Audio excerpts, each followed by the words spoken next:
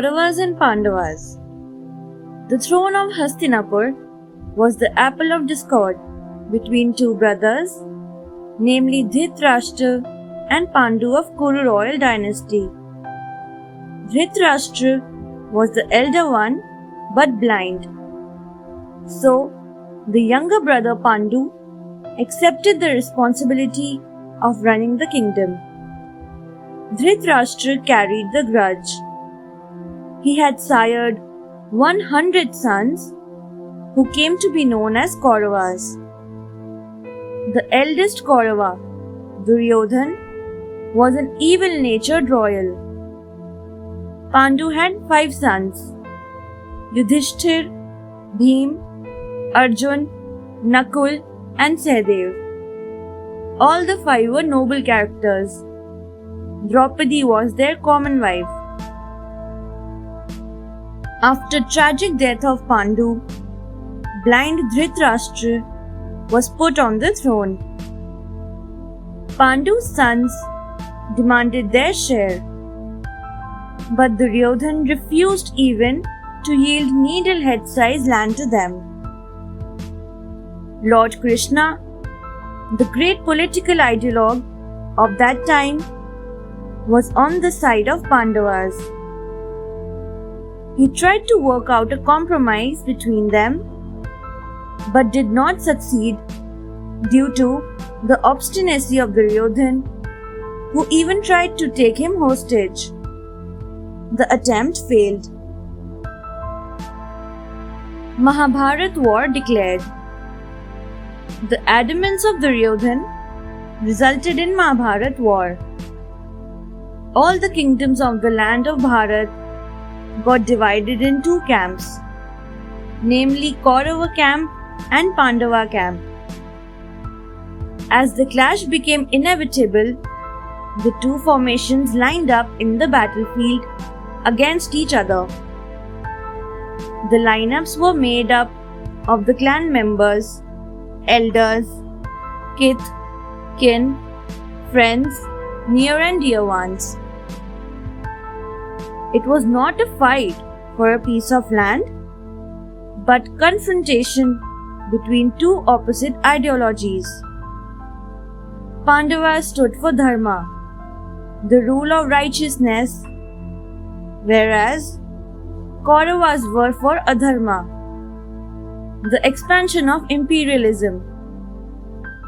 Hence, this battle was called Dharma War, the clash of 2 political and social values. Chapter 1 Vishada Yoga, Dhritarashtra and Sanjay. Dhritarashtra was born blind, but his powers of hearing and insight or blind sight were exceptional. Sanjay was his friend who was blessed with divine sight. He could see things happening thousands of miles away and give a running commentary. When the battling forces gathered in Kurukshetra, Dhritarashtra wished to know the blow-by-blow account of the war. So, he invited Sanjay to his palace and said, "Friend Sanjay, tell me, what are my battle-minded sons and those of Pandu doing in Kurukshetra?" Commentary on Mahabharat. Sanjay turned on his divine telesight and saw the scene of the battlefield.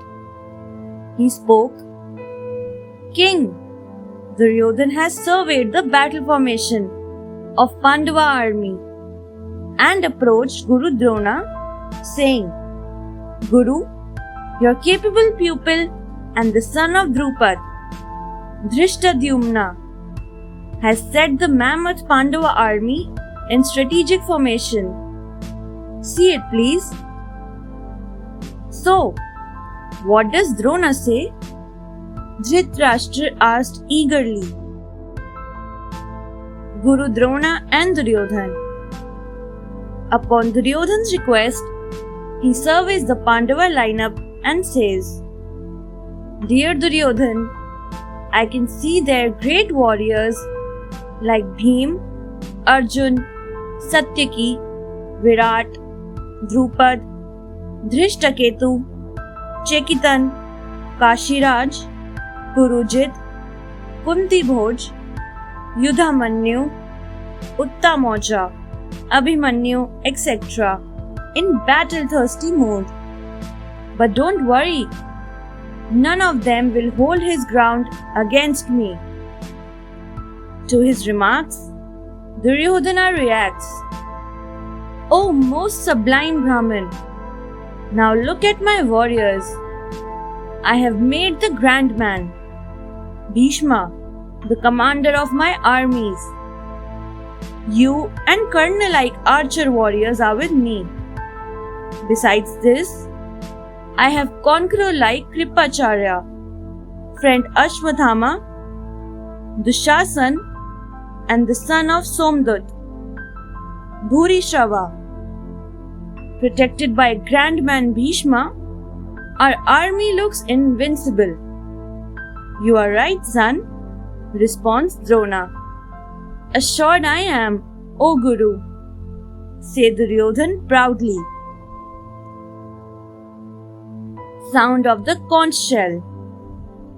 Just then, Grand Man Bhishma stood up on his chariot and blew his conch shell, sounding like roar of a lion, which delighted the heart of Duryodhan.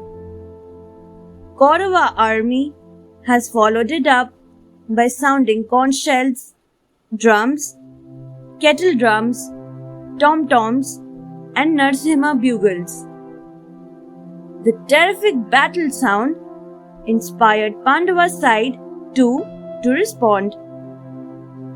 Arjun and Krishna, graced on a sublime chariot with white horses yoked to, sounded their respective conch shells boomingly.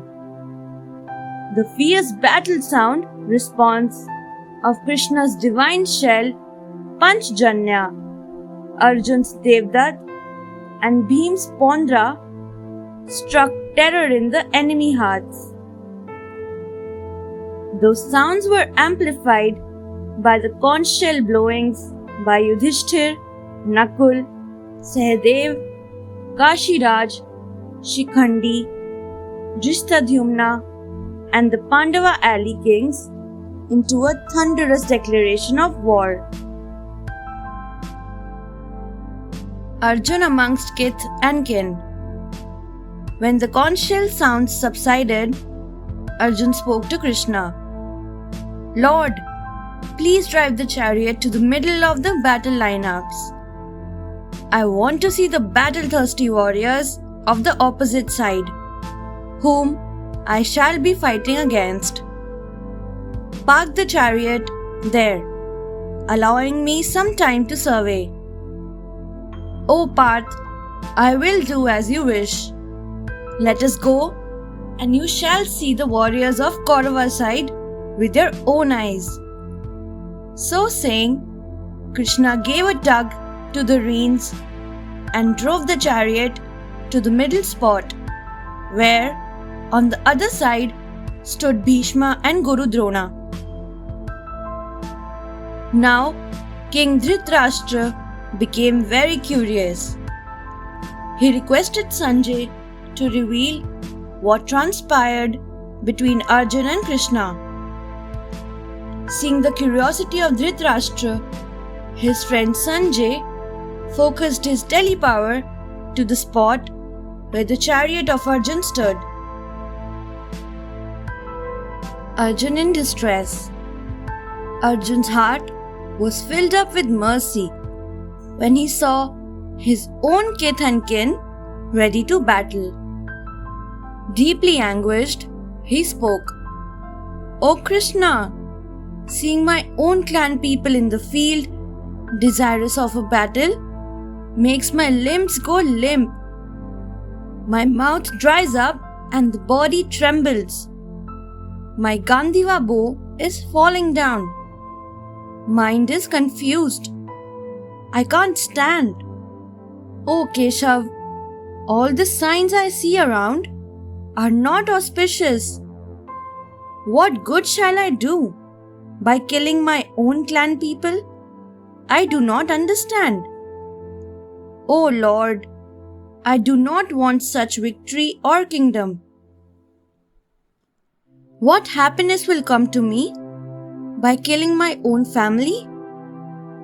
One whose dynastic dharma is destroyed, he rots in the hell indefinitely. So saying, Arjuna has tossed down his Gandiva bow and the quiver of arrows, and he has flopped down in the rear part of the chariot. Chapter 2 Sankhya Yoga. Krishna addresses. And then Dhritarashtra asked anxiously. Krishna reasons with Arjuna. This Krishna. Dhritarashtra chewed up the rest of the words. Sanjay spoke. Krishna has advised Arjuna not to fall to infatuations at such an hour, because it was not befitting of noble characters, no paradise earner or glory garner. He asked Arjuna not to act like an impotent. It was time he got ready to battle, giving up all mean weaknesses of heart and banishing cowardice. It was not worthy of a valiant man like him. Oh, so what does Arjuna say? Dhritarashtra asked. Arjuna surrenders. The advice of Krishna did not enthuse Arjuna. He sat down at the feet of Krishna and spoke with folded hands and tears in his eyes. Lord, I will prefer to beg and live on alms than die royally by killing the honorable elders like Grandman Bhishma or Guru Drona. What is life after causing the death of dear ones? I give up my own nature and ask you to tell me what is proper for me. I am your disciple and depend on you. Reveal to me the right way to end my anguish.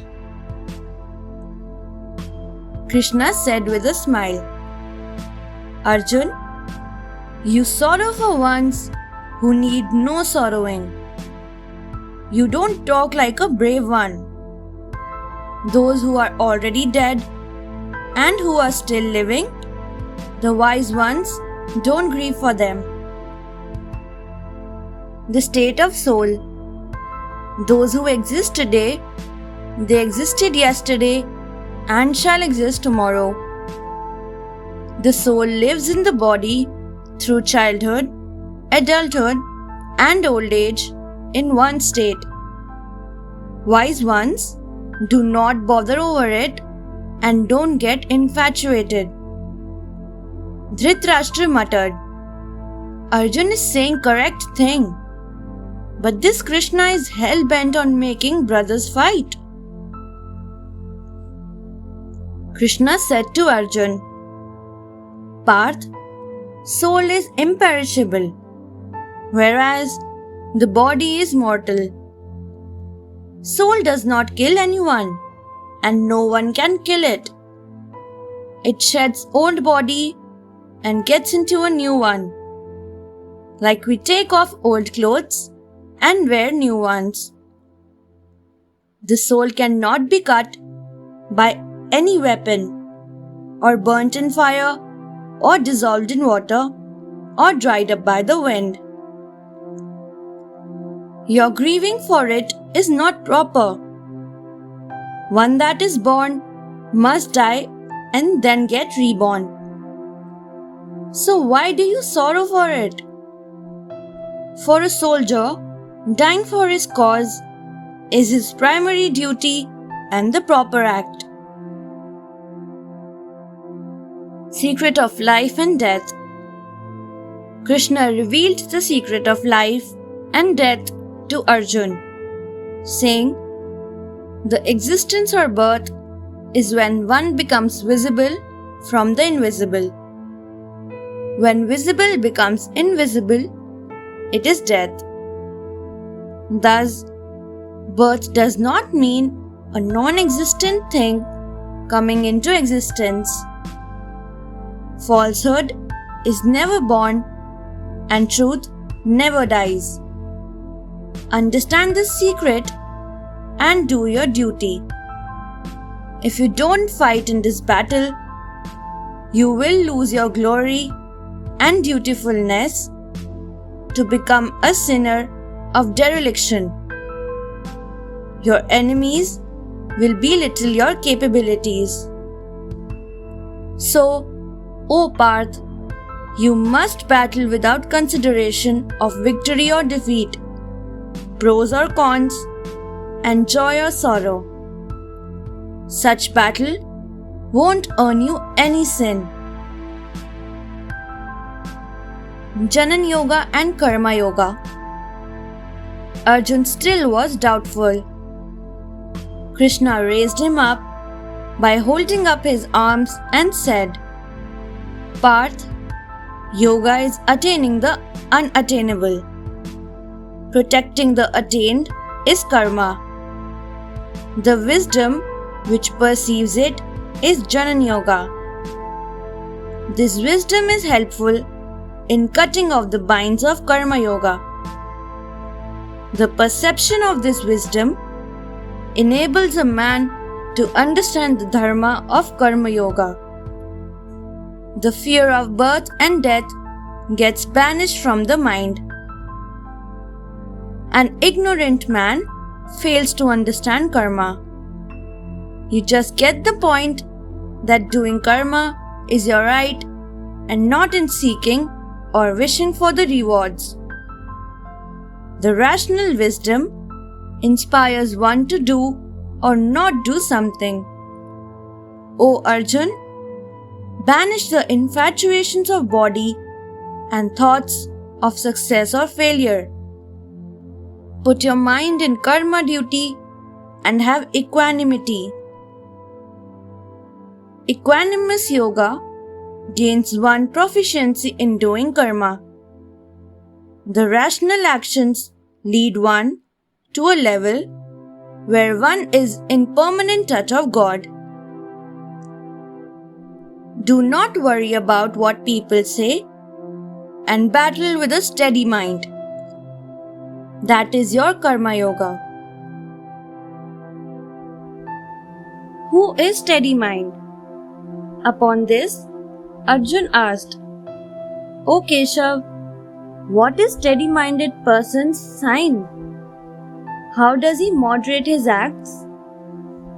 With a smile, Krishna said, O Arjun, a person who gives up all his desires and becomes content in his own self, he is the steady mind. One who is in control of the fears, anger, infatuation and enmities, he is the steady mind. One who is happy in both favorable and unfavorable situations, he is the steady mind. Just as a turtle can withdraw all his body parts into its shell, similarly, a steady mind exercises control over his senses because he knows that given freedom, they will fall for temptations. Temptation breeds desire. Unfulfillment of desires provoke angst.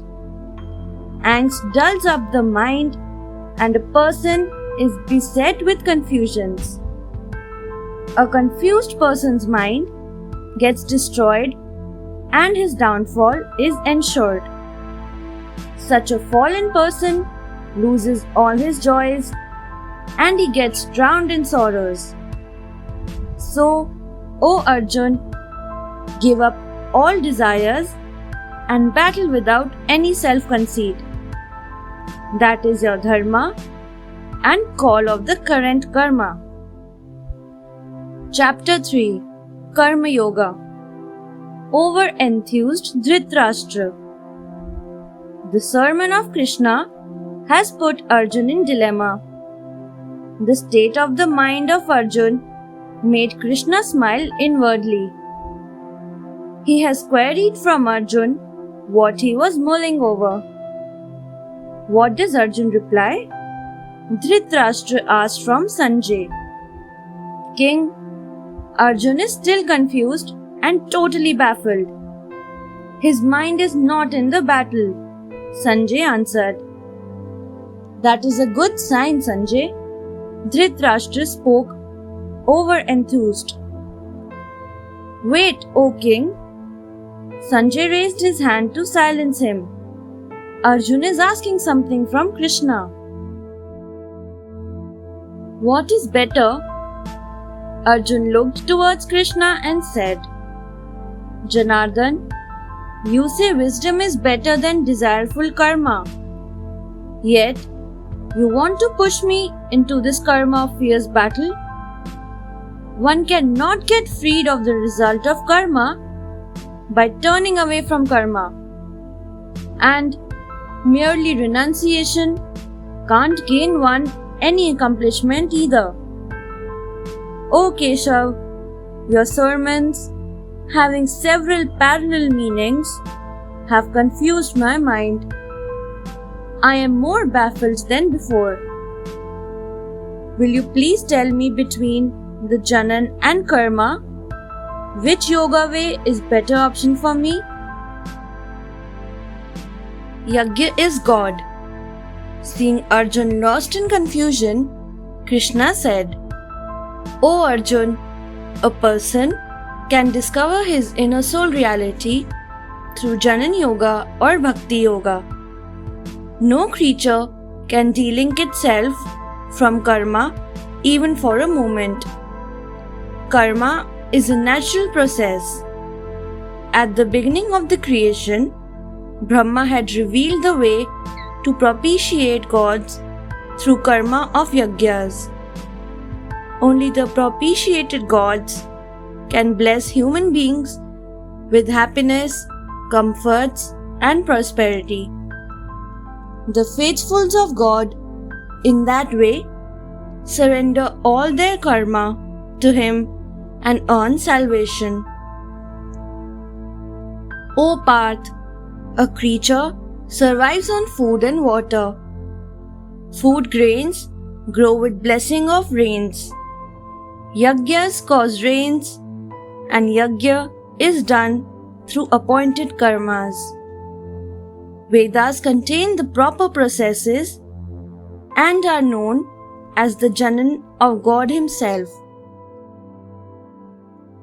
Selfless Karma Yoga. A person who does his karma without getting attached to it, he realizes the knowledge of his inner self. It is the sublime way of linking individual soul with God, the Soul Supreme. King Janak accomplished this union through doing his prescribed karma. Arjun, common folk try to emulate the characters of iconic noble souls. So, O Parth, you may do your karma in a detached way and surrender them to me with entailing consequences. Banish the thoughts of gains or losses or infamy and battle without any worries. That is your noble duty. Why sins? Arjun asked.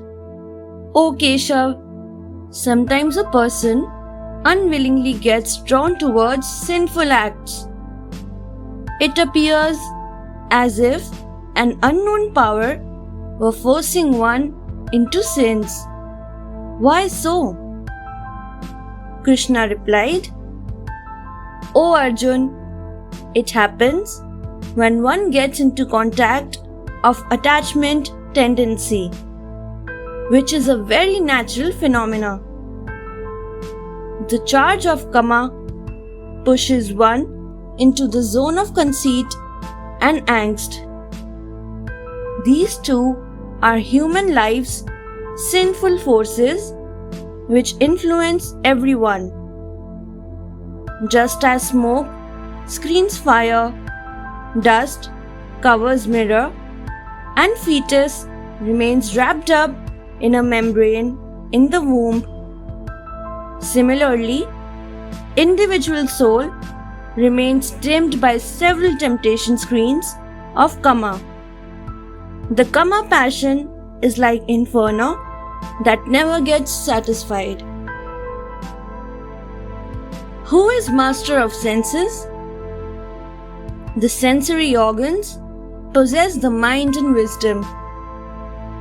One who tries to show off by forcibly controlling his senses, but who is besotted with thoughts of carnal pleasures, he is preposterous and self-conceited. It is a hoax, a bluff.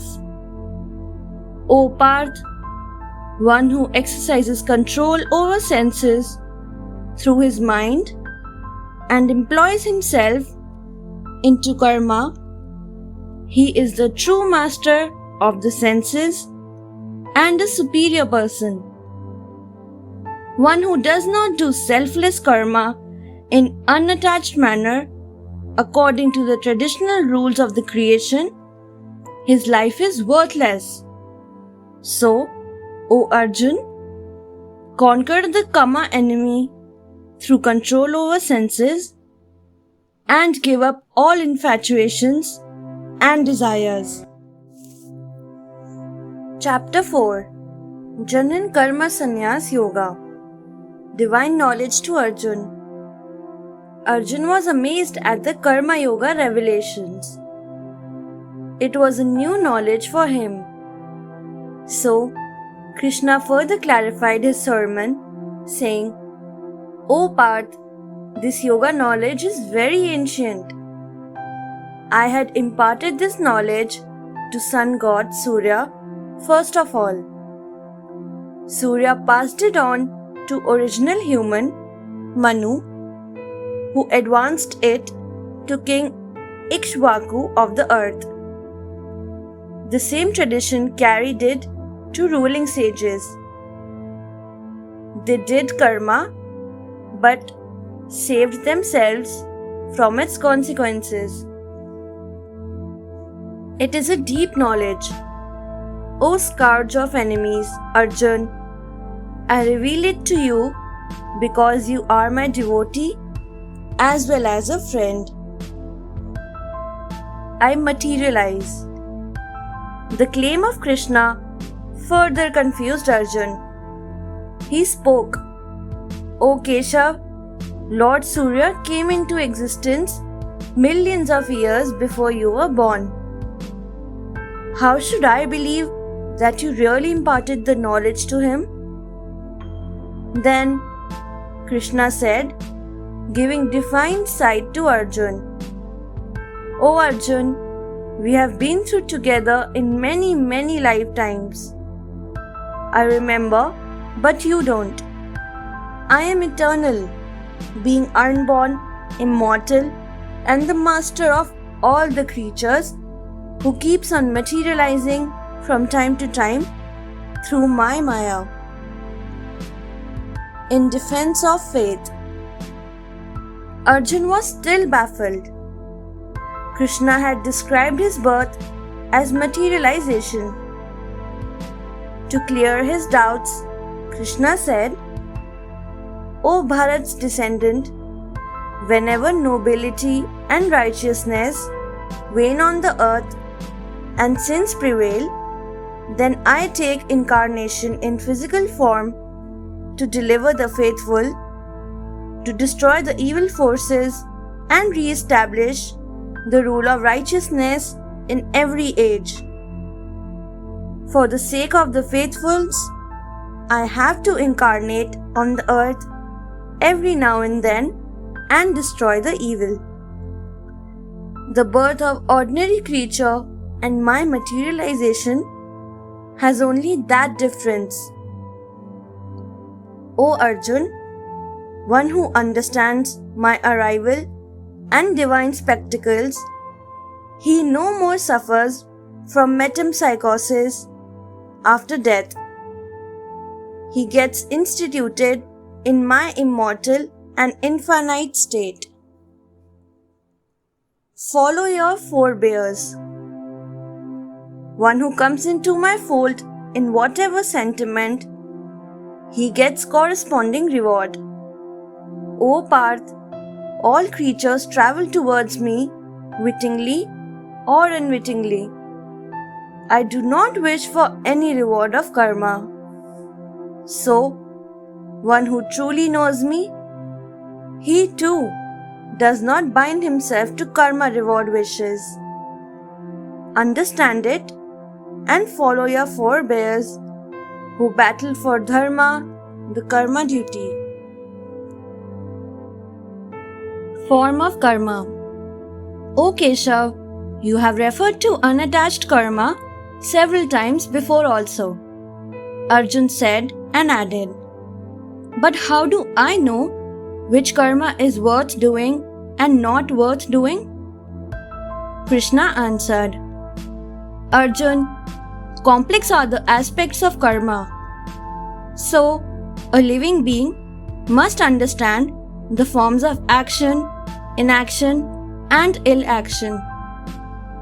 The real action is what is prescribed or recommended by scriptural tenets. When such karma or action is performed without any desire or attachment, it does not bind the doer to consequences. Hence, such action falls in the category of inaction, in spite of appearing to be an action.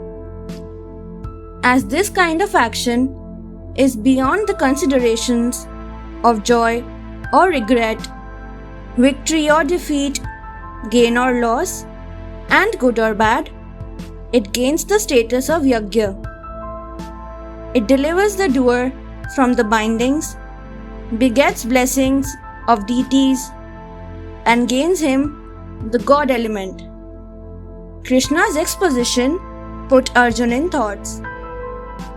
Yajna like karma. One who does his karma without infatuation, his karma gains the status of yajna. In the various exercises of yajna, God is envisioned, the doer also is seen as godlike, and the reward of the karma performed by him is also godly. Such yajna is not done by everyone. Some do it in the form of worship of deity. Some do soul yajna by seeing the non-discriminatory aspect of godly holy fire. So Arjun, yogis perform yajnas in several ways. Those who perform yajnas, they beget happiness in this life and gain endless joys in the afterworld. Glory of Janan. O Arjun, of all yajnas, the Janan yajna is the most sublime.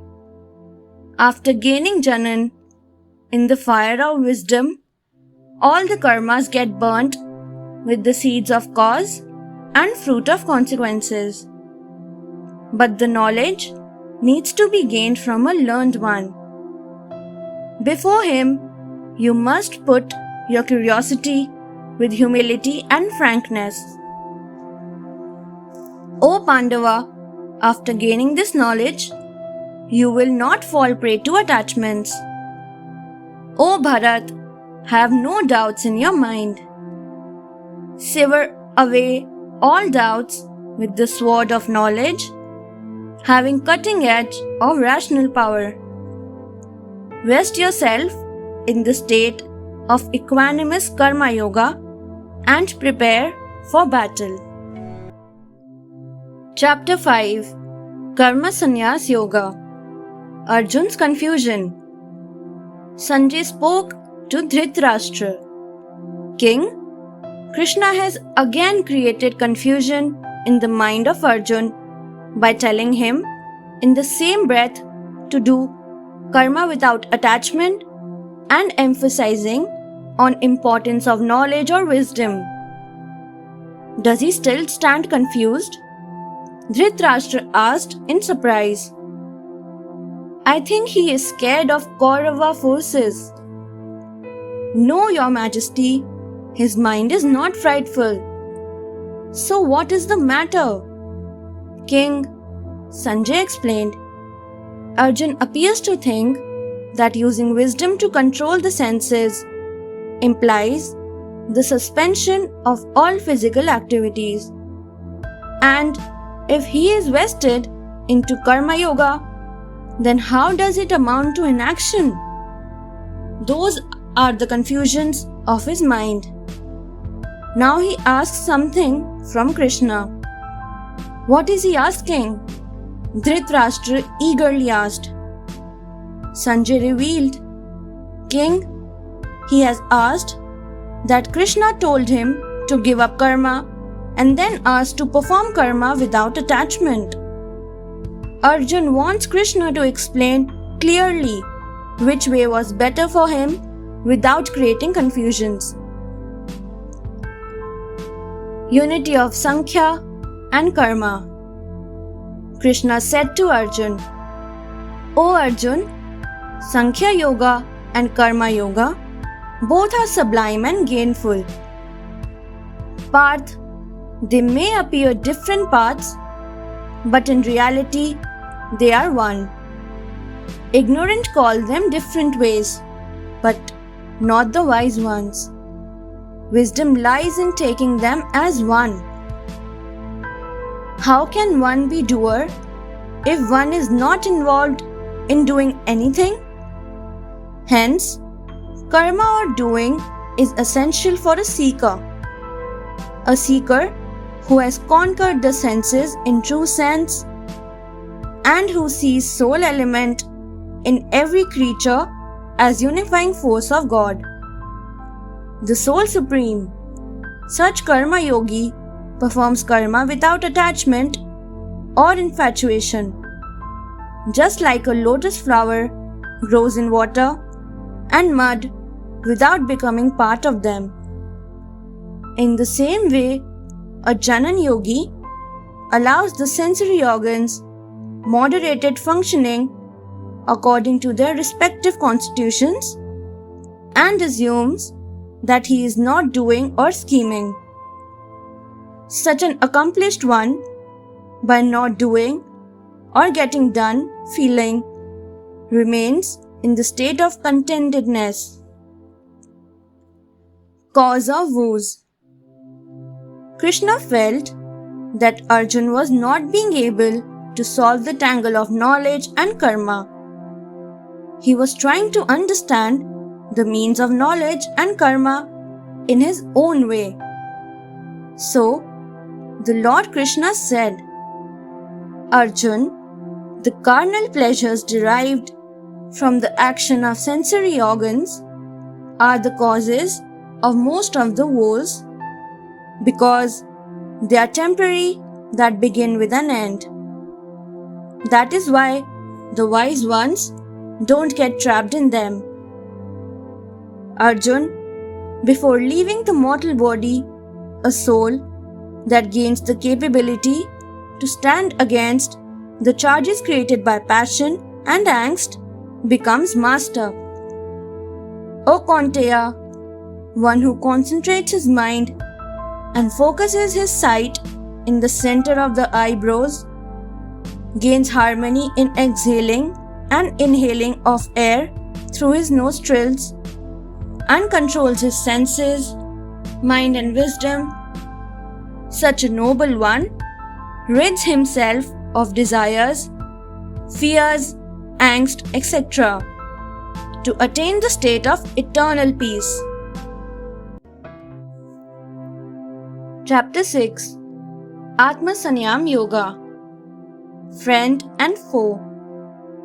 Krishna said to Arjun, Dhananjay, one who performed his karma in unattached state of mind, he is the real ascetic and true yogi. One who wishes to practice yoga, he must do selfless acts because this is real freedom from desires and the path to spiritual liberation.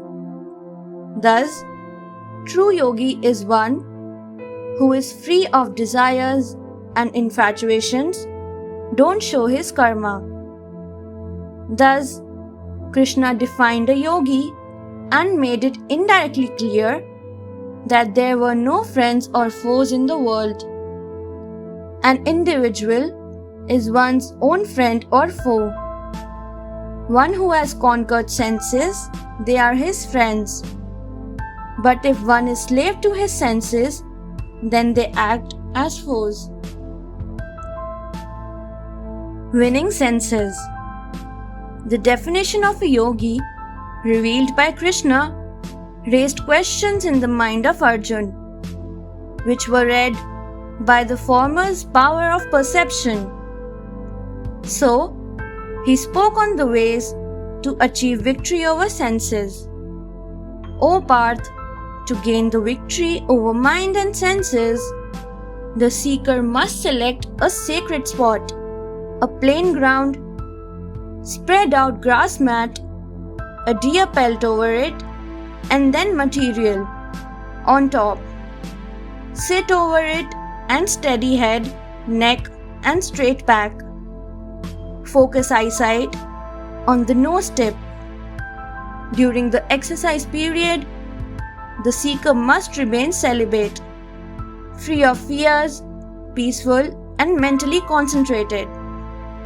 So should be his physical and mental state. Avoid all sorts of excesses. Such yoga exercise can deliver the seeker from all woes. I am in all and all in me. The exercise in this way leads to a tranquil state of mind, comparable to the flame of an oil lamp that is placed at a spot where the air is perfectly still. O Dhananjay, until this state is gained, the seeker must keep patience and don't let the mind wander away. The mind is very finicky and impatient. Do not let it out of sight. Rest the mind in soul thoughts and the nobility of your mission when it shows signs of tiredness. O Arjun, the yogi whose mind is vested in me, steadily he gets the divine joy. A real yogi sees me in all the creatures and all creatures in me. For him, I am never invisible in this way, and for me, he is never away or out of sight. Fate of the failed one. Arjuna asked, O Keshav, one whose mind does not get reined in, what is the fate of such failed one? It is not an impossibility in yoga exercise. Krishna replied, such a failed one lives through several heavenly domains, enjoying the afterlife pleasures, and then takes birth in a noble family to resume his journey towards the union with me, doing selfless acts, inspired by the sacred mission of the previous life brought forward.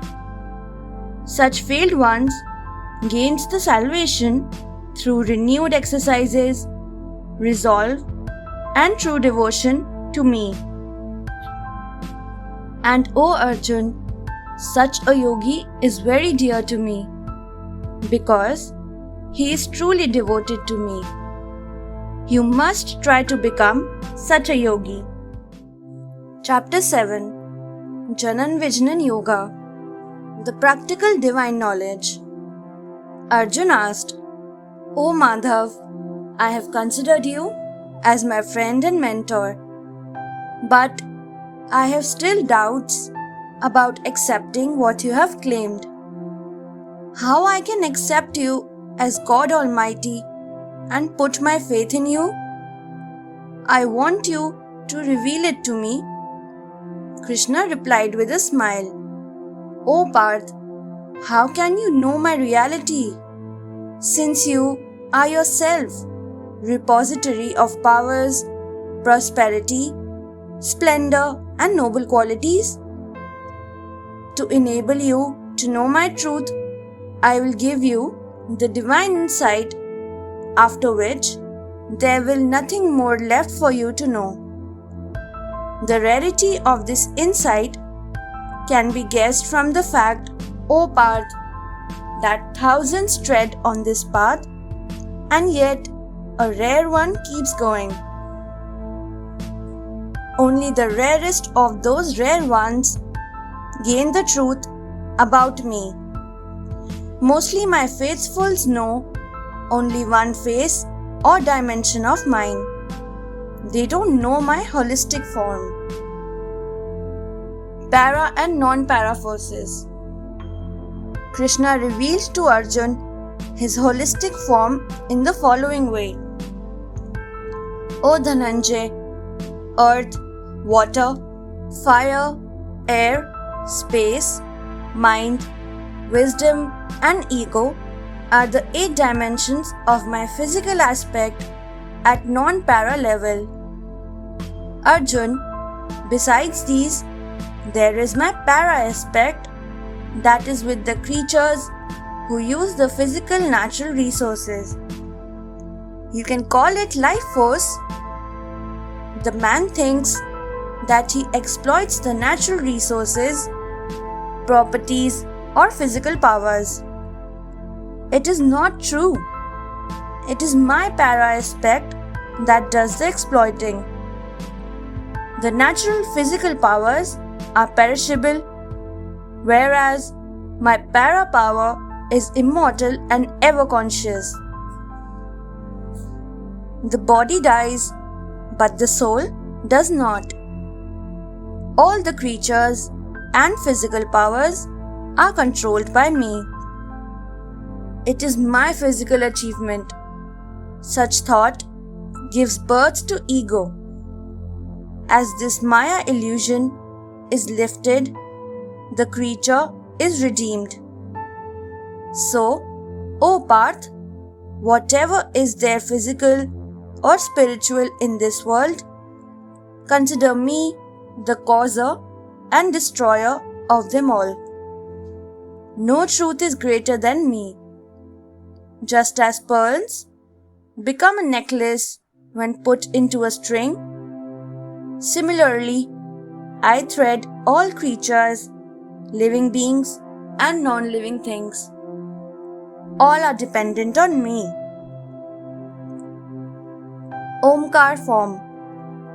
Seeing Arjuna baffled and doubtful, Krishna said, O son of Kunti, I am the taste of water, the light of sun and moon, Omkar hum of Vedic mantras, sound of sky and the capabilities of humans. I am the earth's fragrance, the heat of fire, life of all creatures and the penance of ascetics.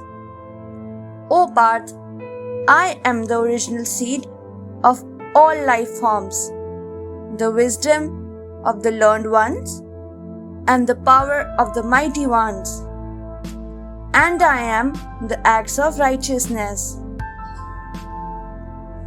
O Parth, understand it well, that I am the property of all the qualities, bright, grey or dark. I am not under the power of natural tendencies, but they are under me.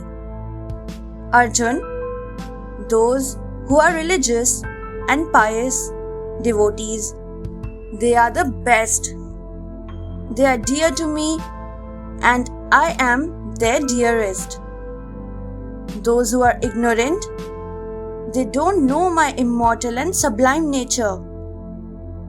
O Bharat, all the creatures suffer from metempsychosis due to ill effects of desires and hatreds. But those who know this basic truth, they get rid of attachments and then they attain union with me. Chapter 8 Akshar Brahm Yoga Truth, Soul and Mundane World. Arjuna asked Lord Krishna, O man sublime, what is Brahma or truth?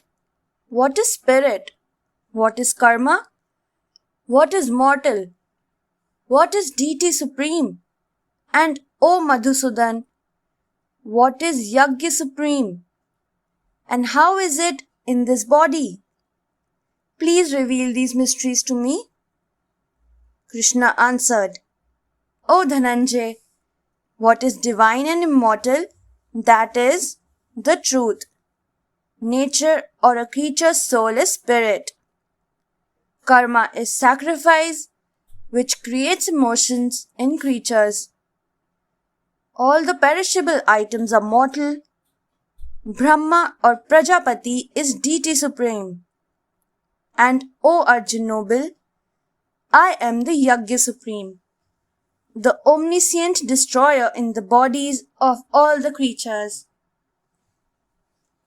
Arjun, whoever invokes me at the hour of death, he gains me in the afterworld. Parth, in the last moments of life, the same sentiment emerges in one that has been prominent during one's lifetime. So, keep me in your mind and battle in that sentiment. Easy path to Creator. O Arjun, one who concentrates life force in the center of his eyebrows and remembers God with still mind while dying, he gains him after death.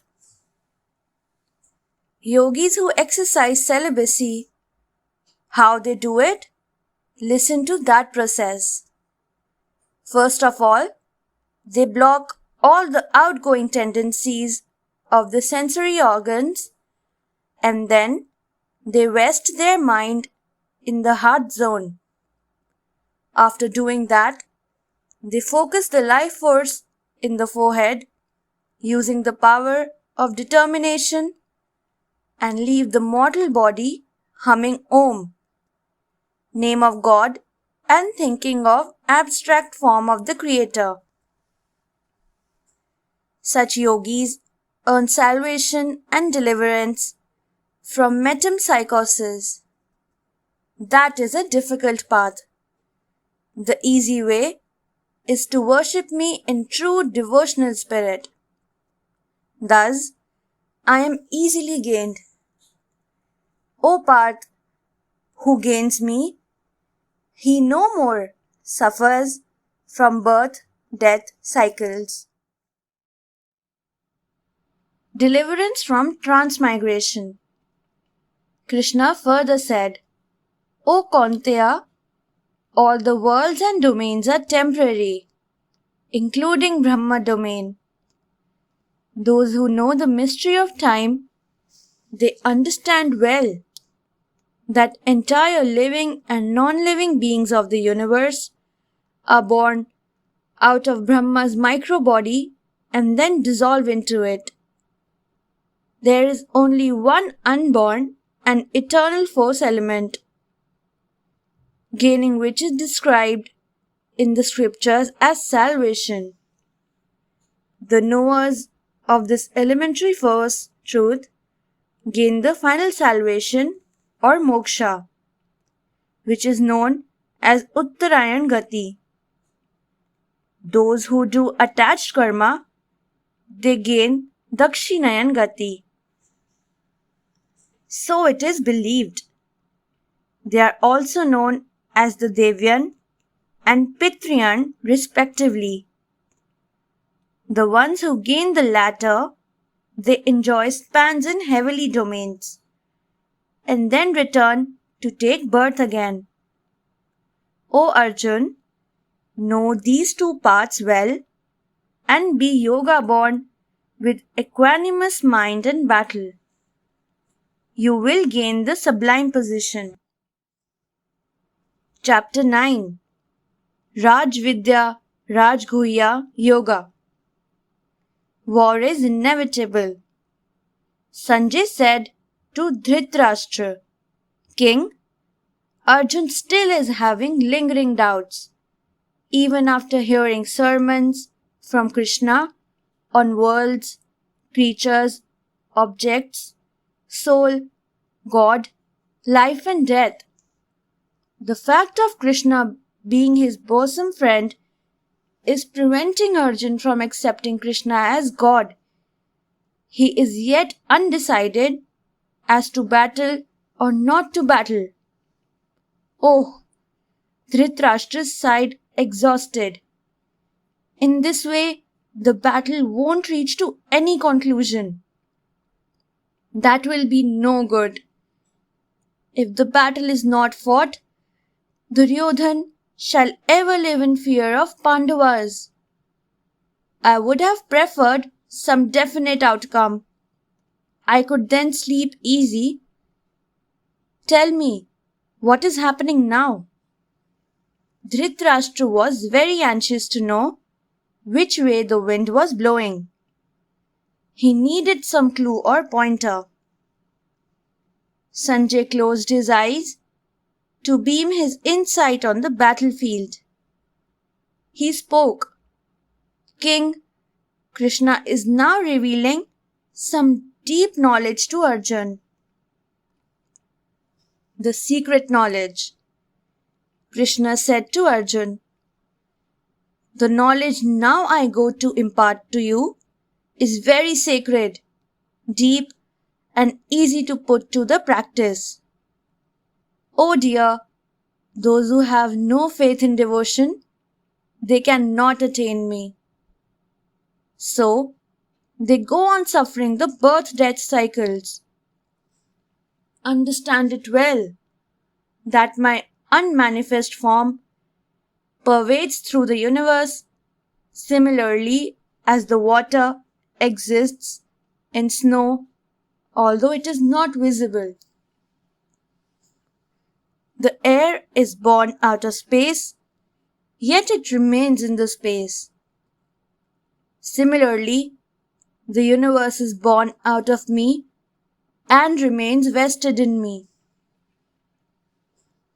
Kaunteya, it is the pleasure that all the creatures are in me, but I am not involved with them.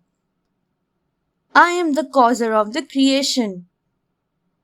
At the end of Kalpa, all creatures get assimilated in my nature, and I recreate them to start a new Kalpa.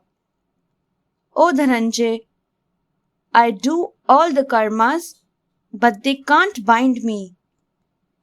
These physical acts never accrue to me. I am life and death as well. About his human incarnations, Krishna said, O Arjun, the people consider me an ordinary human, whereas I am the father, mother, grandparent, and shelter of the universe. I am the worth-knowing Om. I am the Rig Veda, Sam Veda, and Yajurveda. Among all the religious rites, I am Yajna and Tarpan. I am the fire and the oblation also. I cause the creation and work its doom as well. I am water and I am air. I am nectar and poison too. Whoever offers me oblations of leaves, flowers, and fruits with true love and devotion, I gladly accept them. O Kaunteya, the faithful who keeps me in his mind, ever I gain him the unattainable, and I protect whatever he gains. Arjun, those who worship other deities, that too reaches me. The only difference is that for their ignorance, they gain worldly or heavenly joys for their indirect worship of me. but they remain trapped in metempsychosis. The fate of a devotee. O Parth, I am not animus towards anyone or partial to any. In all creatures, I exist in equanimity. But one who loves me and worships me with devotion, he is my dear friend. O Arjun, if even an evil person shows true faith in me as an aberration, he gets reformed into a noble soul. Take it for sure that my faithful is never ruined. So, O Parth, free yourself of the karma bindings and considerations of good or bad consequences. Surrender your ego to me and battle. Those who are in my shelter, they gain the final salvation. If you vest yourself into me, you will also be certainly gaining me after death.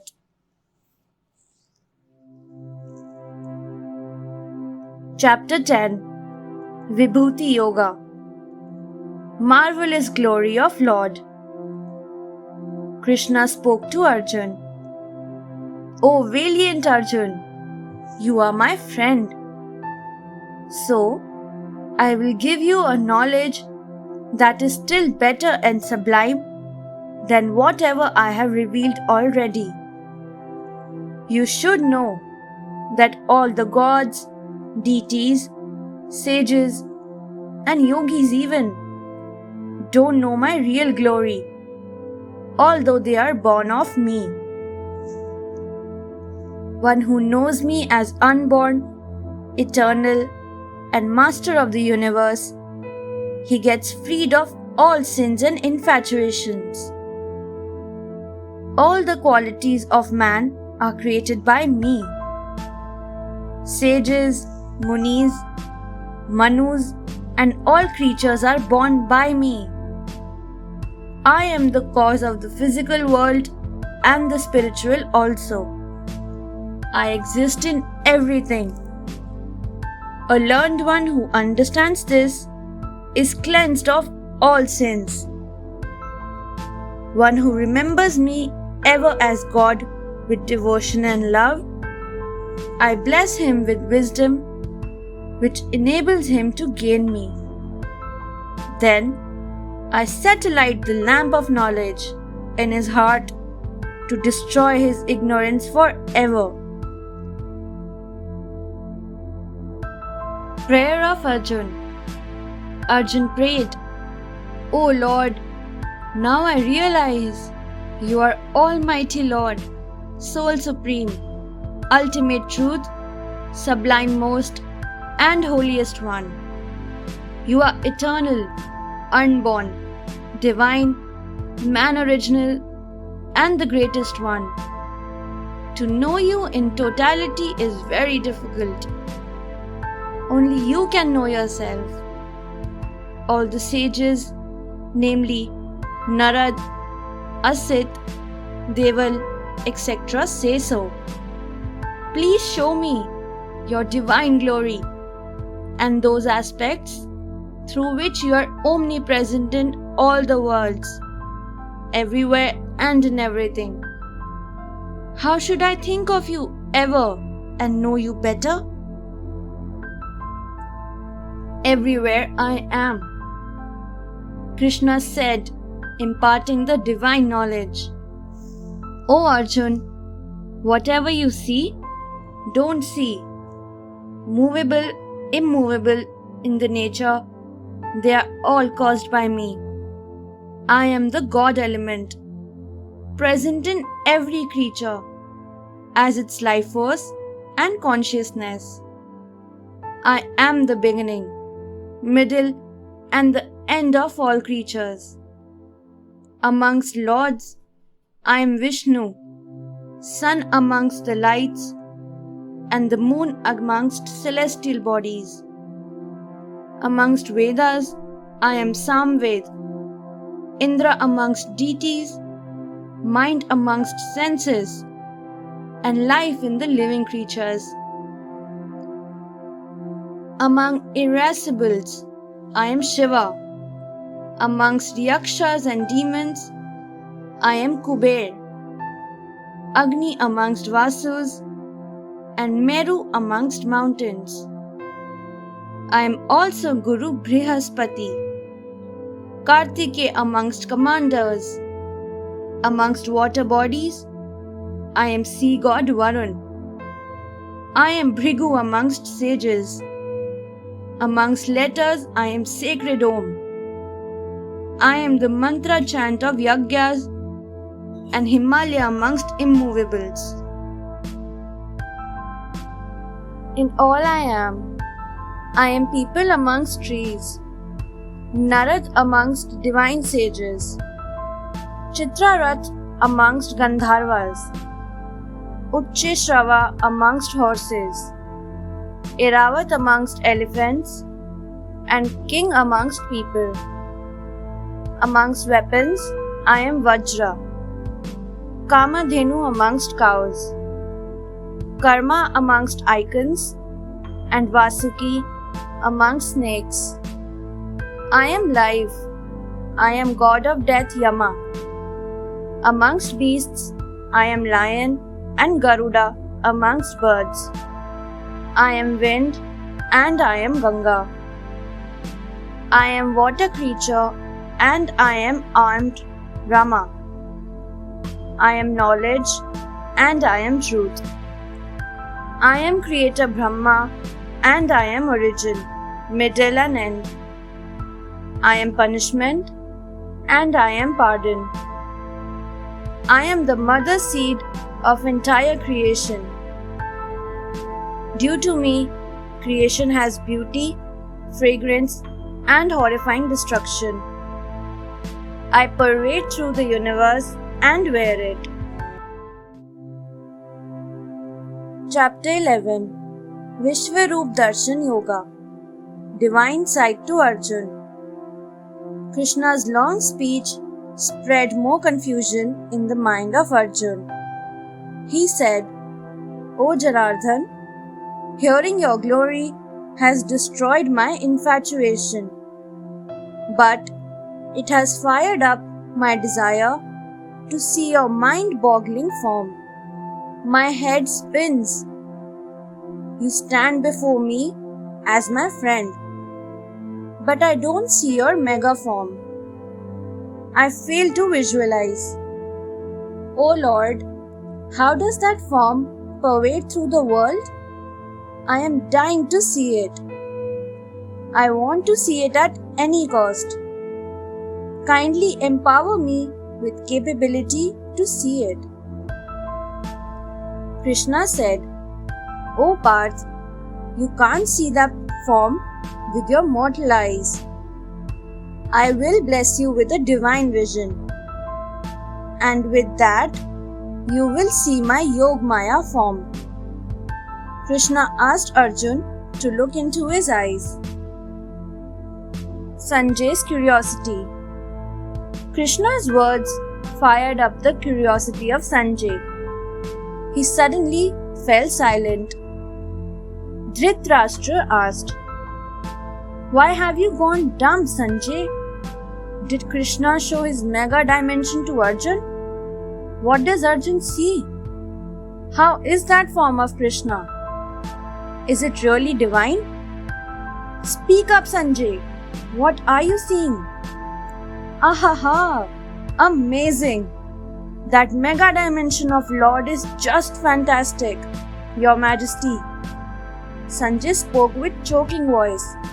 Sir, I can't find words to describe it. That mega form is just glorious, which contains entire universe. The mega dimension has so many faces, clusters of hands, and a big harvest of eyes. It has numerous divine ornament-laden forms, a forest of weapons, brilliance of hundreds of suns, clouds of fragrance waft around infinite, mesmerizing, and how stunning and frightening or mystifying. Oh God, I wish I could see it. Dhritarashtra's eyes poured tears at his helplessness. Mega dimension spectacle. Arjun spoke. O Lord Keshav, Janardhan, I am seeing your mega form. Please be kind to me. Ire of all consumer. The sight of Krishna's mega form frightened Arjun. With folded hands, he prayed, O Lord of Lords, I know your divine form now. I pay my obeisance. Be pleased with me and be kind.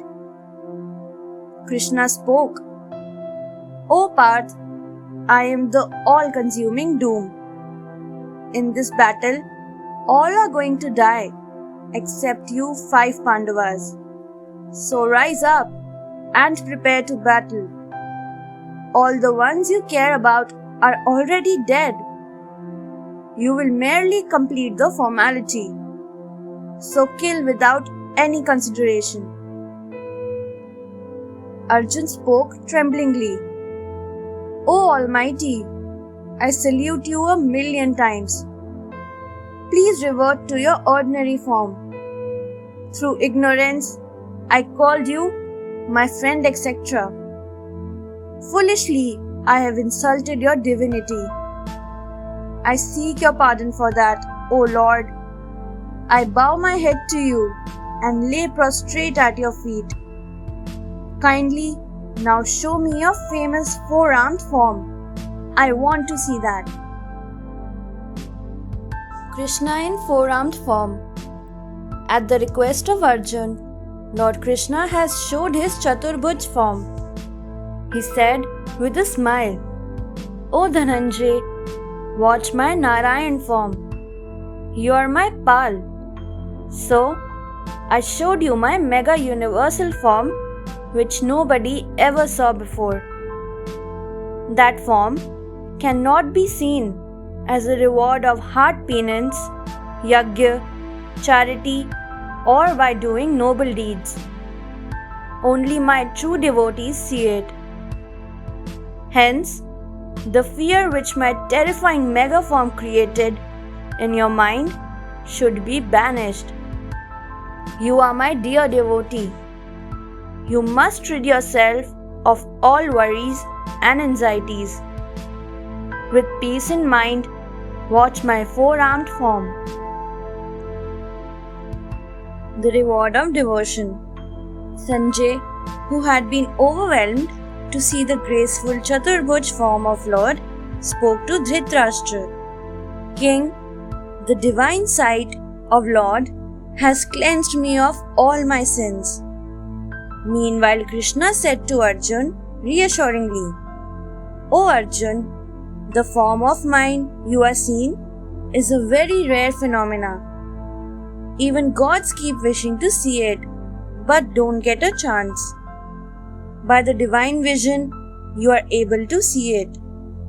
Only deep devotion can earn one this chance. Arjun, one who has rid himself of selfish acts and ill feelings to invest his mind in my thoughts, who does karma for me only, who makes me his sole goal, and has friendly sentiment towards all creatures, he surely gains me. Oh, had my sons too had such devotion to Lord Krishna, this evil day would not have dawned. Dhritarashtra lamented and wiped tears off his eyes and cheeks. Chapter 12 Bhakti Yoga. What is Bhakti Yoga? Krishna has again reverted to his normal human form. With folded hands, Arjun says to him, O Keshav, deity original, man supreme, those who worship you or who put their faith in formless power eternal, which of the two do I consider more accomplished? Krishna answered to him, O Parth, those who worship my manifested material form with true devotion and put their mind into it, they are of sublime quality as I consider. But those who put their faith in my unmanifest abstract form, exercise control over their senses, and show equanimity to all they to gain me in the end. The abstract form is beyond the reach of the senses, omnipresent, unimaginable, unchangeable, eternal, and infinite. For ordinary mortals, this path is difficult. Lord, it means the worship of your manifest form is the easy way. Arjuna remarked. Yes, it is the direct and easy way. Lord agreed. I redeem those who worship me in true spirit, with loving devotion and surrender all their karma to me. Forms of Bhakti Yoga. To remove the doubts of Arjuna, Lord Krishna said, O Arjuna, one who is not animous to any other creature and is compassionate to all, he becomes my friend, a dear one. One who does not consider Lord of himself and is free of false pride, who is equanimous through thick and thin, is tolerant, kind-hearted, self-contented, self-controlled, and full of pious thoughts, who remains within himself with determination, such devotee is dear to me. Lord, which people are the dearest to you? Arjuna wanted to know. Lord Krishna revealed, O Sarvasachi, one who does not hurt others, does not get upset in diversities, does not limit his life to mundane affairs, and who does perform selfless acts with piety, cleverness, without worries and care for difficulties, and worships me devotedly, making me his ultimate goal. Such a faithful is the dearest one to me. Chapter 13. Kshetra Kshetra Gyavibhag Yoga. Nature, Creature and Consciousness. Arjuna visioned Lord's universal megaform with the divine sight blessed to him. But upon returning to the physical level, curiosities again seized him. He asked the Lord, O Krishna, what is the difference between the nature and creature, body and the master of the body, and between knowledge and worth knowing? Krishna said to Arjuna, O son of Kunti, nature is the spirit of all physical causes and consequences. Creature is the main cause of various joys and miseries. The body and the senses of a creature is due to nature. The nature has three basic instincts, namely Sattvic, Rajasic and Tamasic, to use the body for. The tendencies created in a body shape the creature's behavior and actions, which determine its class and next lives. The creature's body keeps getting new forms of lives according to the karma. Body and master. Krishna explained the difference between the body and master by saying, O Parth, a creature's physical reality is the body, and one who knows it is the master. The body is like a field, the field of action for the soul of the creature. A bound soul is one that is involved in physical nature of the mundane world. It constantly endeavors to gain control of the tendencies of the physical nature. For the same purpose, it acquires the field of action, that is, the body. Now, what is the body or field of action? It is a sum total of various organs. A bound soul tries ever to satisfy the demands of the sensory organs. The man who considers the body to be his real self, he can be called as the master in a mistaken way. The real master is the soul, the fragment of Soul Supreme. The soul does not perish, but the body does. The true master knows that physical bodies are merely fields of action, and they keep changing in the way of new life forms. What is Janan? Krishna further spoke, O Bharatline Arjun, I am the master of all the bodies. One who knows the truth of a body and its soul is the true knower. It only means that the true knowledge is knowing the relationship of the body and the soul. Being the soul of all the creatures, I am the knower supreme. In every body, I am present as its soul, the fragment of Soul Supreme. But I am not aligned with it. I have independent reality. I am the knower of every body. Thus, I have the highest position. As God element, I am the deity supreme of every body or all the bodies. I am the regulator of the senses of a body. Arjun asked, O Keshav, what is action field? How is it made? And why is it ever changing? From where it comes into existence? Who is its knower and how does he affect it? Krishna revealed, O Parth, how the body is made and why it is constantly in changing process. Hear about it carefully. Body and consciousness. Krishna said, in the making of a body, 24 elements come into the use.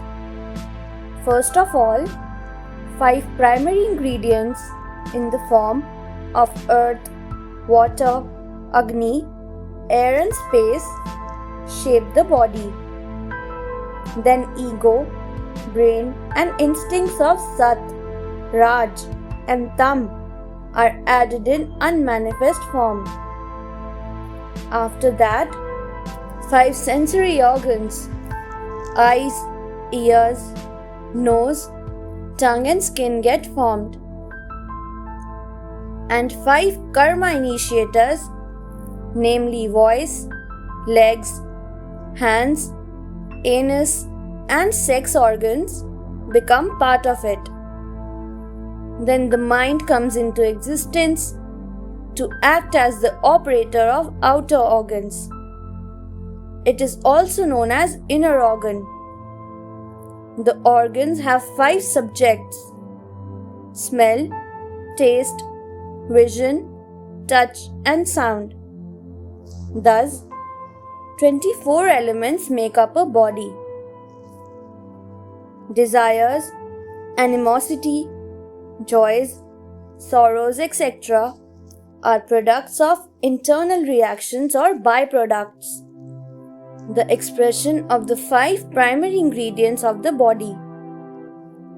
Consciousness and instincts give expressions of behavior of a creature through mind, ego, and thought, which in other words, outlines of the character. Jnan and Bhakti.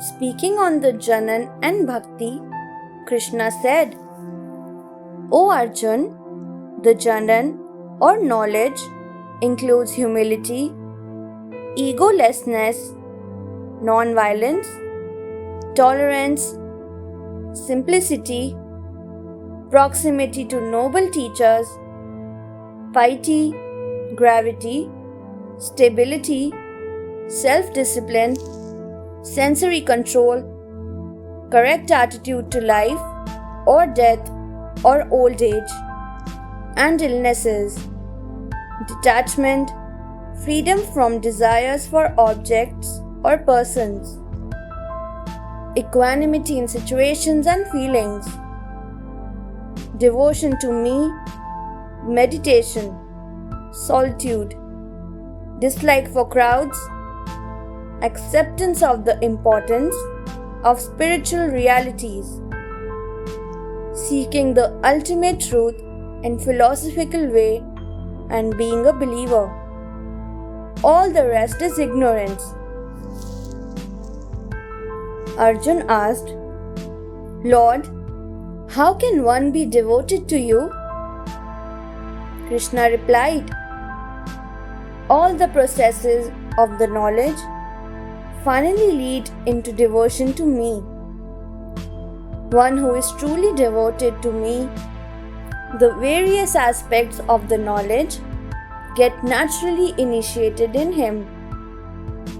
To know me, know your soul truth. For this devotion is the most practical way.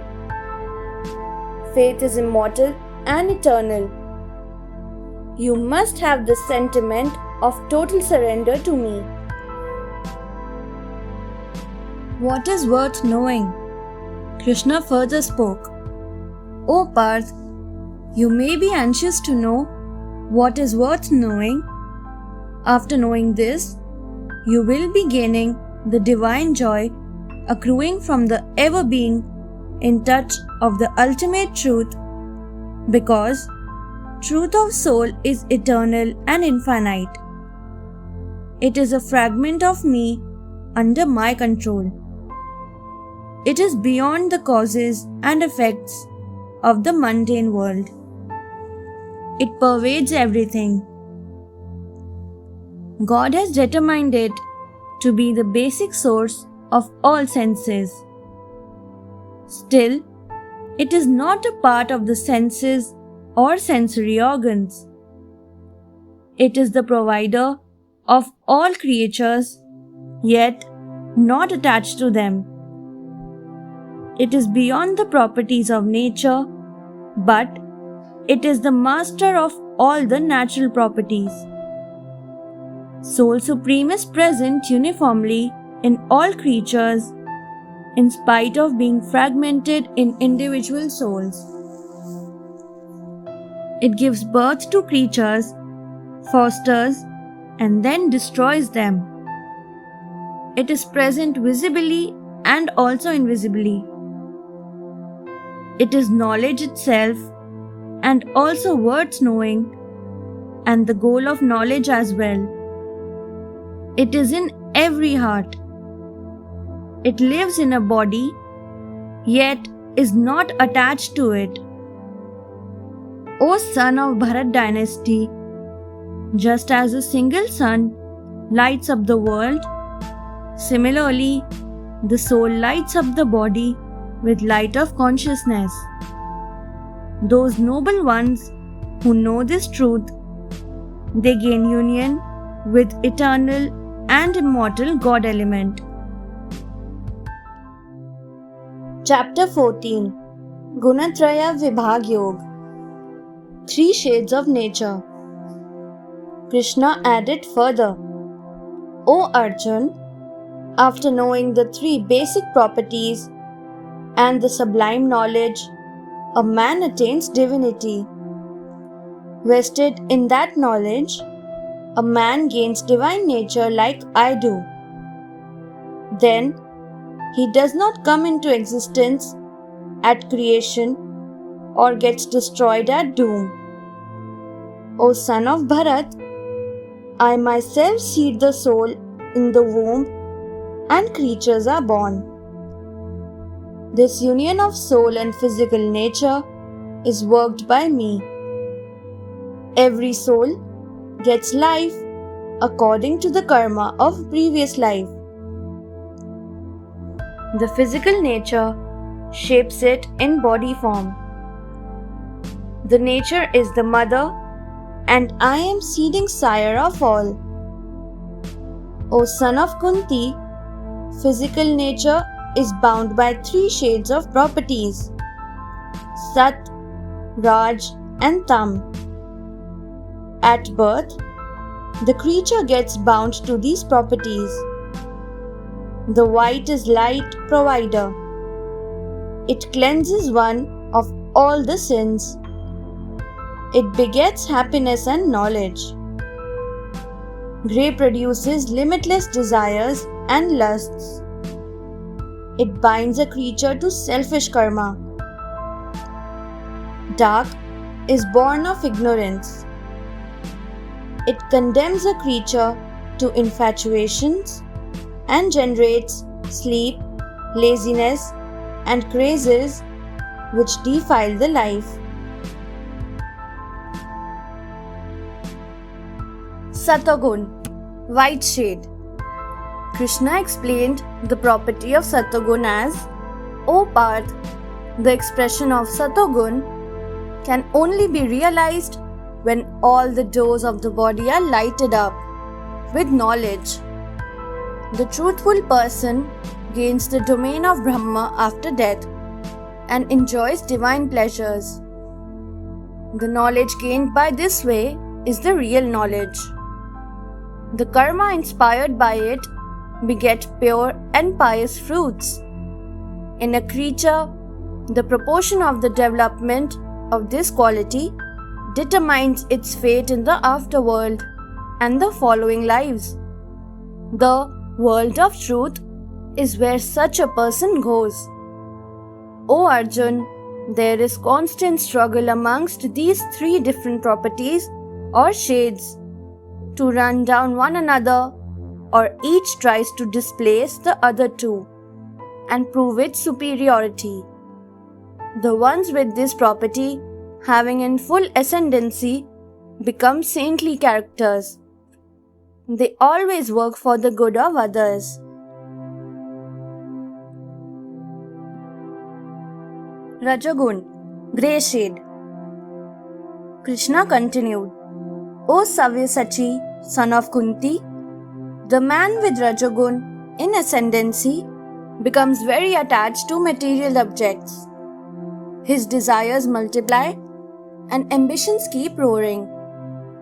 He indulges in carnal pleasures, luxuries, sexual excesses, and acquires costly goods to make life comfortable. Rajagun person takes rebirth in the families of the people who are bound to selfish karmas. The acts done under the influence of this property begets nothing but woes. It gives rise to limitless greed. Lust and passion burn him like fire. His thirst is insatiable. His mind is always agitated, thinking of ways to fulfill the desires. On the earth, he lives as a rich man or a king. O Parth, a Rajagun infected person always remains on the earth. There is no salvation. The person's downfall is certain if Tamogun also finds space in his mind.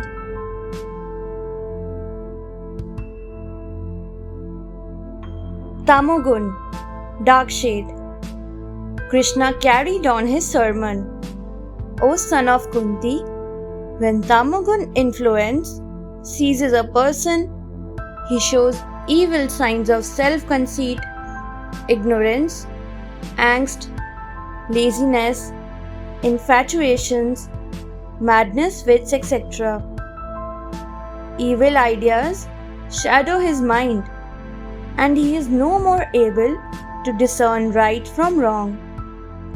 He begins to consider himself a great one, out of self-conceit and madness.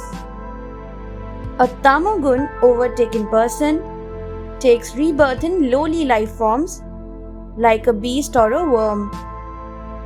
Again and again, he is born and dies, besides suffering long periods in the burning hell. All the karma done under the power of this only bring troubles and miseries. The acts inspired by it are examples of crass foolishness. Ignorance is the companion of the one with propensity of this kind. The man sinks to the bottom by and by.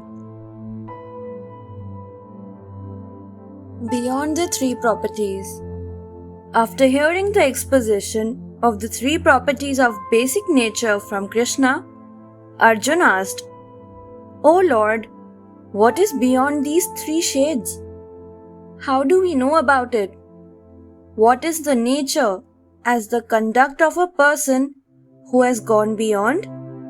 In fact, O Krishna, I want to know about that person who has conquered the natural tendencies." Krishna provided the explanation. O Parth, when a person, through practice and determined meditation, conquers these three properties, he gets delivered of metempsychosis, old age, sickness, and other mundane miseries. O son of Pandu, due to the three properties or tendencies, during the periods of enlightenment, attachment, and infatuations as the nature of the sensory organs, who does not hate them or does not wish for them when they are gone, one who remains equanimous through joy or grief and adverse or favorable situations, who remains unaffected by praise or criticism, who does not differentiate between friend or foe, and of course, who has gotten rid of physical tendencies. Such a person gains the beyond zone where he can join me with his devotion and reach the level of divinity.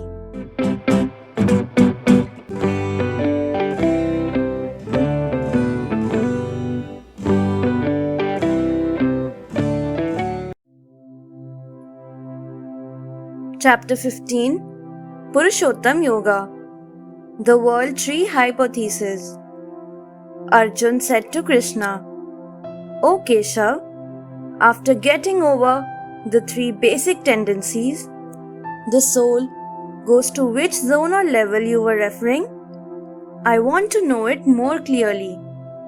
Krishna responded, "Arjun, this world is like a peepal tree in inverted form. The roots are on top and branches below. Vedas are its leaves or foliage. The tree is without beginning.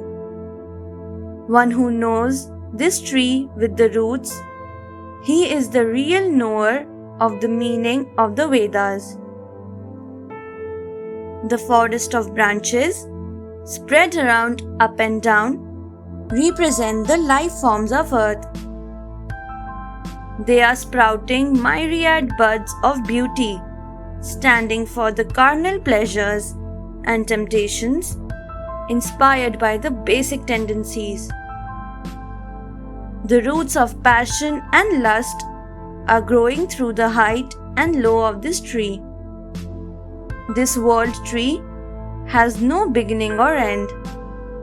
The roots should be sheared off with the sword of wisdom, and the effort to see God made because He is the cause of the world, and gaining Him means the deliverance from the metempsychosis.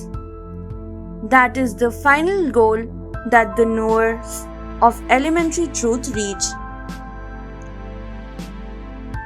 Form of divine domain.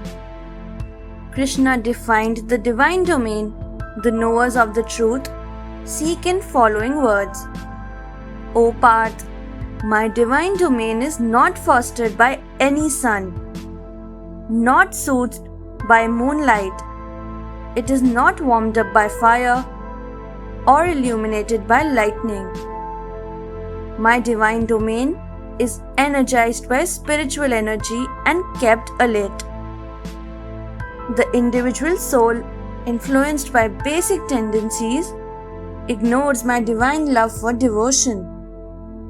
As a result, he has to struggle hard to maintain his position in life.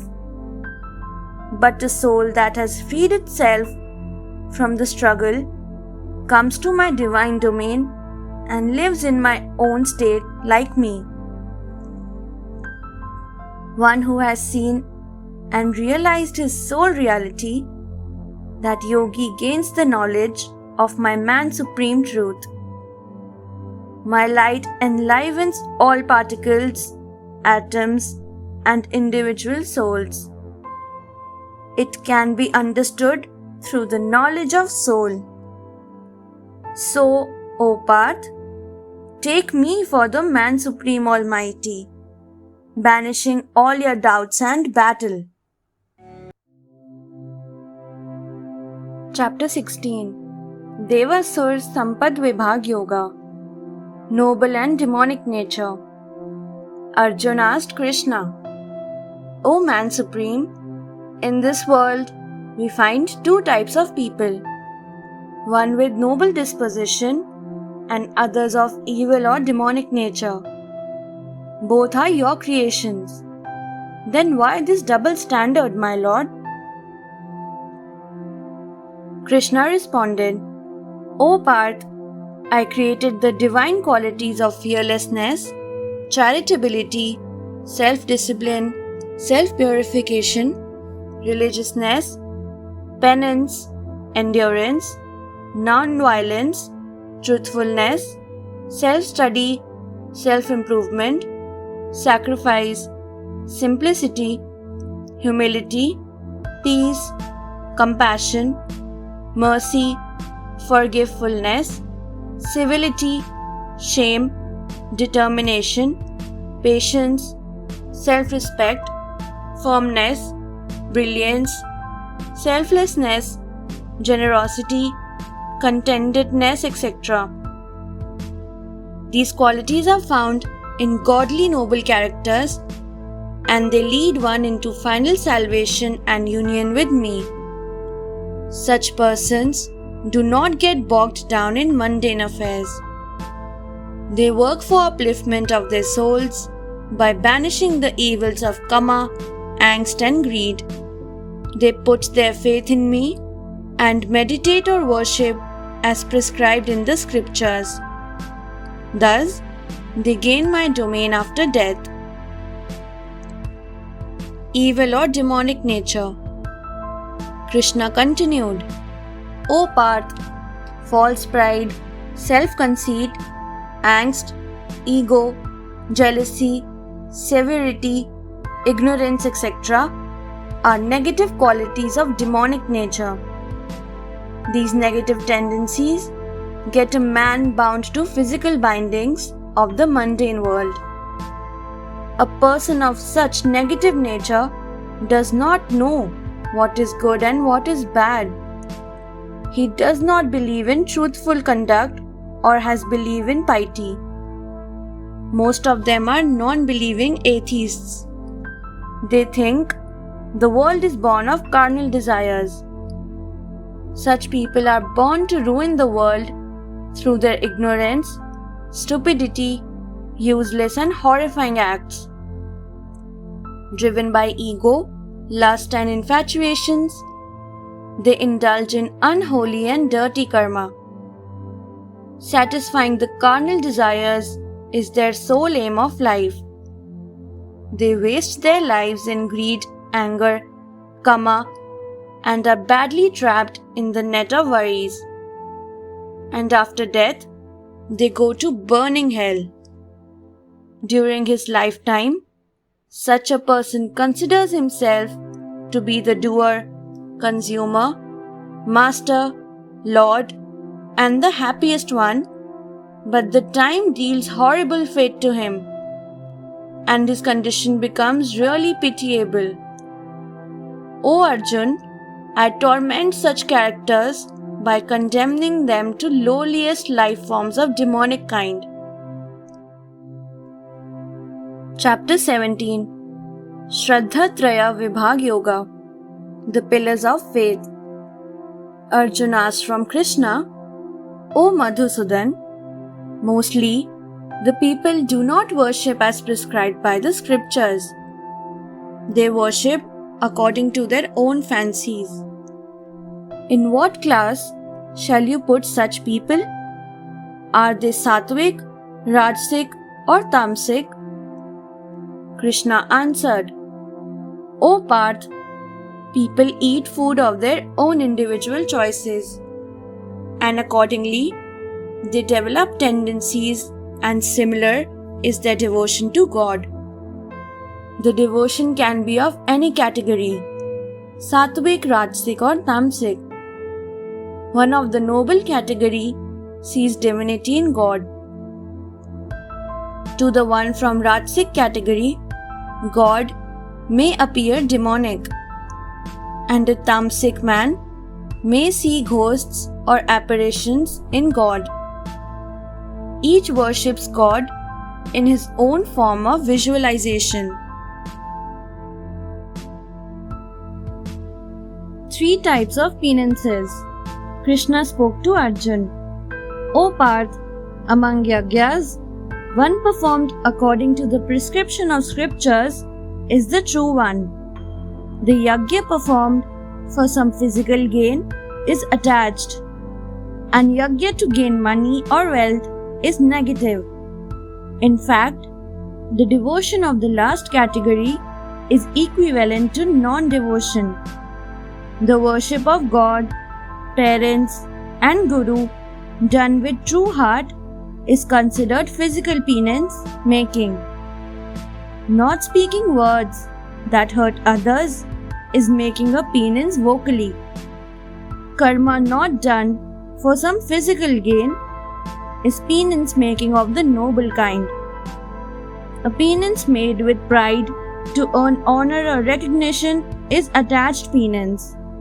It is not permanent, and a penance made or worship done foolishly for self-torture or to destroy others is of negative or dark category. Importance of charity. Krishna revealed, O Arjun, the same is situation in the case of charity.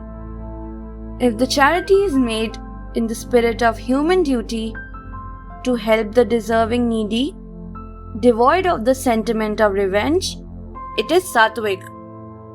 Rajasic is the charity made in a spirit of revenge or desiring some reward or unwillingly.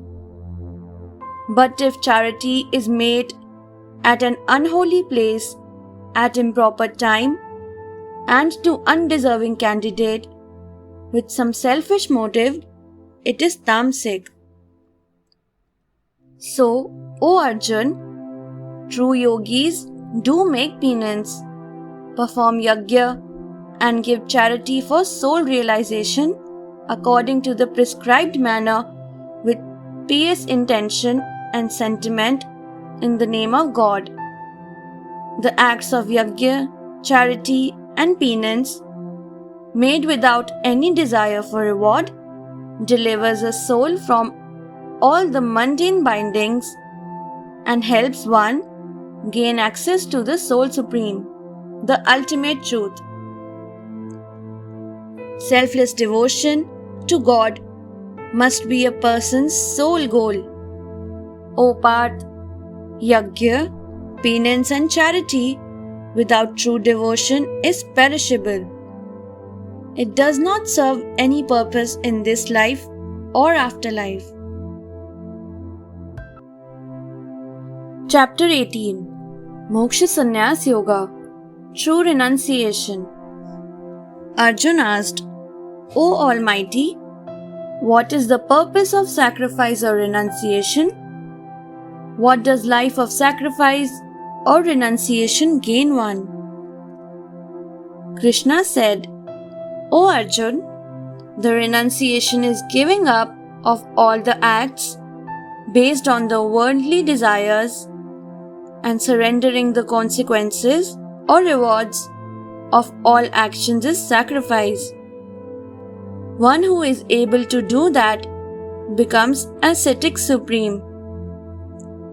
I have said again and again that karma should be done without any desire for rewards. But it does not mean that one should give up all those acts as well which help us gain the sublime spiritual knowledge. O good Bharat, you should not give up the acts of yajna, charity and penance, made or done with selfless spirit. Such acts further purify and enhance the wisdom of even nobles and sages. They be done as one's duty. Karma 5 Causes. Krishna revealed to Arjuna, O valiant Arjun, for the accomplishment of all acts, there are 5 causes. The first is the ground of karma or body. Second is doer. Third is various organs. Fourth is a set of efforts. And fifth is God. Any act, good or bad, executed by a man through his body, mind or speech is caused by these 5 causes. Anyone who considers himself to be the sole causer or doer is not a wise man. He has little power of discernment. O Parth, the knowledge which enables you to see one indivisible soul in all physical diversities of life forms is the true wisdom. A true Sattvic is one who remains untouched by mundane situations and performs his karma without growing any false pride, with zeal and dedication, and takes victory or defeat equanimously. O Arjun, valor, power, resolve, skill, patience, generosity and leadership are the natural qualities of a martial race. In this hour, due to infatuation, you are refusing to accept the divine battle command of omnipresent God. Me, O son of Kunti, I know that you will be forced to act according to your nature. Now you may do what you like. Arjun got lost in thoughts as Krishna fell silent. Glory of Gita. Sanjay spoke to Dhritarashtra. King, the words of Krishna have sent waves of excitement through my body. The very thought of him gives me a divine pleasure. I can see Lord Krishna everywhere and feel his presence. Dhritarashtra said, getting upset, Sanjay, what is Arjun doing now? King, Arjun has risen up in a determined mood. He is saying to Krishna, O Krishna, O Achyuta, now my attachments and infatuations stand banished. No more confused I am. You have driven away all my doubts. I now clearly hear the call of my duty. Please drive my chariot to the front of our battle formation. Is he ready for battle? Dhritarashtra asked. Yes, Your Majesty. Now I can see Krishna and the Gandiva, carrying Arjun all over the battlefield. Where these two are, there is glory, there is victory, splendor, divine powers, and righteousness. The battle lasted for 18 days. Pandavas emerged victorious in the end. Thanks for watching. Do like, share, subscribe to Sahil Book House.